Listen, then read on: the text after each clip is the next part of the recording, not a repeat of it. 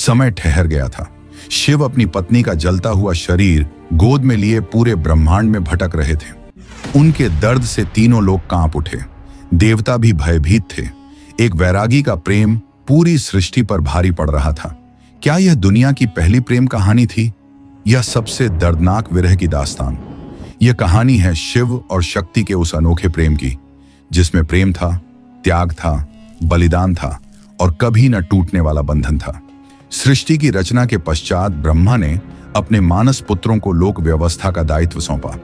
उन्हीं में दक्ष प्रजापति भी थे, जिन्हें प्रजा वृद्धि की विशेष शक्ति प्राप्त थी। वे तेजस्वी और प्रभावशाली थे, परंतु सामर्थ्य के साथ उनके भीतर गर्व भी पनपने लगा। धीरे धीरे उन्हें लगने लगा कि सृष्टि का संचालन उनके कारण ही संभव है, और यही भाव आगे चलकर अहंकार में बदल गया। दक्ष की अनेक पुत्रियों में सती सबसे विलक्षण थीं, जो साक्षात आदिशक्ति का अवतार थीं। बचपन से ही उनका मन राजसी वैभव में नहीं, बल्कि कैलाश की शीत निस्तब्धता में लीन उस योगी में रम गया था, जो भस्म से विभूषित, जटाओं में गंगा धारण किए, गले में सर्प लपेटे समाधि में स्थित रहता था। वही थे भगवान शिव। संसार जिन्हें अघोरी कहकर दूर रहता था, सती उन्हें परम ब्रह्म का साक्षात रूप मानती थी। समय के साथ उनकी भक्ति गहन प्रेम में परिवर्तित हुई और उन्होंने निश्चय कर लिया कि वे शिव को ही पति रूप में प्राप्त करेंगी। जब सती विवाह योग्य हुई, दक्ष ने एक भव्य स्वयंवर का आयोजन किया। देवता, राशि और राजाओं से सभा भरी थी, परंतु शिव को आमंत्रण नहीं भेजा गया। सती का हृदय व्याकुल हो उठा। उन्होंने मन ही मन शिव का ध्यान किया। उनकी निष्कलुष भक्ति से प्रसन्न होकर शिव स्वयं उस सभा में प्रकट हुए। सती ने निर्भीक होकर उनके गले में वरमाला डाल दी। यह दृश्य दक्ष के अभिमान पर वज्रपात था। उन्होंने शिव का तिरस्कार किया, उन्हें अमंगलकारी कहा, किंतु शिव शांत रहे और सती को साथ लेकर कैलाश लौट गए। कैलाश पर उनका जीवन वैराग्य, साधना और शांति से भरा था, परंतु सती के हृदय में पिता के व्यवहार की पीड़ा कहीं गहराई में बनी रही। उधर दक्ष का अहंकार शांत नहीं हुआ। उन्होंने एक विशाल यज्ञ का आयोजन, जिसमें समस्त देवताओं और ऋषियों को आमंत्रित किया गया, परंतु जानबूझकर शिव और सती को वंचित रखा गया। यह केवल विस्मरण नहीं था, बल्कि अपमान का सुनियोजित प्रयास था। जब सती को यह ज्ञात हुआ, उनके मन में द्वंद्व उत्पन्न हुआ। एक ओर पिता का घर, दूसरी ओर पति का सम्मान। उन्होंने शिव से यज्ञ में जाने की अनुमति मांगी।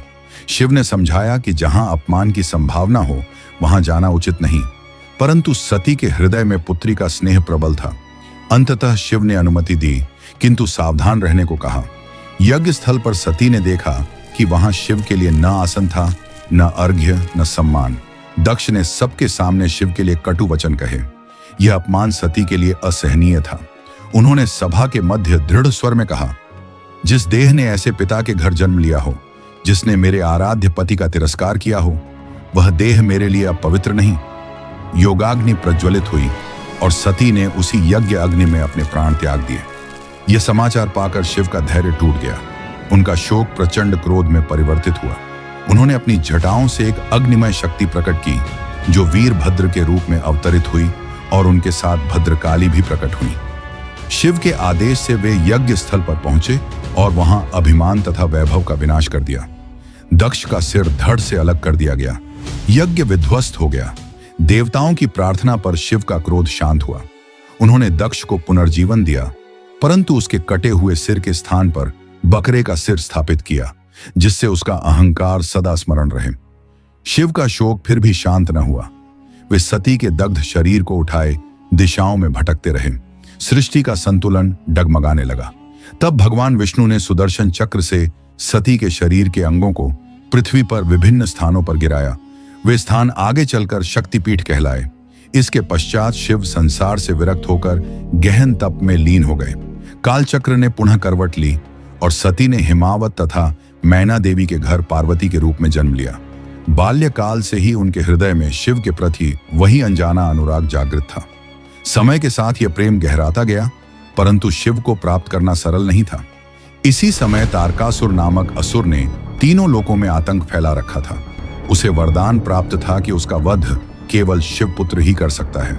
देवता चिंतित थे, क्योंकि शिव विरक्त होकर तप में लीन थे। देवताओं ने कामदेव को शिव की समाधि भंग करने के लिए भेजा। वसंत ऋतु की सुगंध पुष्पों की वर्षा और मधुर पवन ने वातावरण को काममय बना दिया। कामदेव ने पुष्प बाण चलाया। उसी क्षण शिव का तृतीय नेत्र खुला और उसकी ज्वाला में कामदेव भस्म हो गया। देवता भयभीत हो उठे कि अब शिव कभी गृहस्थ जीवन स्वीकार नहीं करेंगे। पार्वती को झांत हुआ कि शिव को प्राप्त करने का मार्ग केवल तप है। उन्होंने राजसी सुखों का त्याग कर कठोर तपस्या का मार्ग अपनाया। वर्षों तक वे केवल पत्तों पर जीवित रहीं, फिर पत्तों का भी त्याग कर दिया, जिससे वे अपर्णा कहलाईं। उनकी तपस्या की तीव्रता से देवता भी प्रभावित हुए। अंततः शिव पार्वती की निष्ठा और तपस्या से अत्यंत प्रसन्न हुए और उनकी परीक्षा लेने का निश्चय किया। वे एक वृद्ध ब्राह्मण का रूप धारण कर पार्वती के समक्ष प्रकट हुए और शिव की निंदा करने लगे। उन्होंने कहा, शिव अघोरी हैं, अमंगलकारी हैं, उनके लिए तप करना व्यर्थ है। पार्वती ने शांत किंतु अडिग स्वर में उत्तर दिया, आप शिव को नहीं जानते, वे परम सत्य हैं, तीनों लोकों के स्वामी हैं। मेरा मन सदा उनके चरणों में ही रहेगा। उनकी अटूट भक्ति देखकर शिव प्रसन्न हुए और अपने वास्तविक दिव्य स्वरूप में प्रकट होकर उन्हें पत्नी रूप में स्वीकार किया। इसके पश्चात शिव और पार्वती के दिव्य विवाह की तैयारी हुई। देवता, आर्षि और गंधर्व सभी उस अद्भुत विवाह के साक्षी बने। भूत प्रेत और गणों से सुसज्जित शिव की अनोखी बारात हिमालय पहुंची। विधि विधान से विवाह संपन्न हुआ और समस्त सृष्टि में आनंद की लहर दौड़ गई। यही पुनर्मिलन शिव और शक्ति के अनंत बंधन का प्रतीक बना और इसी दिव्य रात्रि को महाशिवरात्रि के रूप में स्मरण किया गया।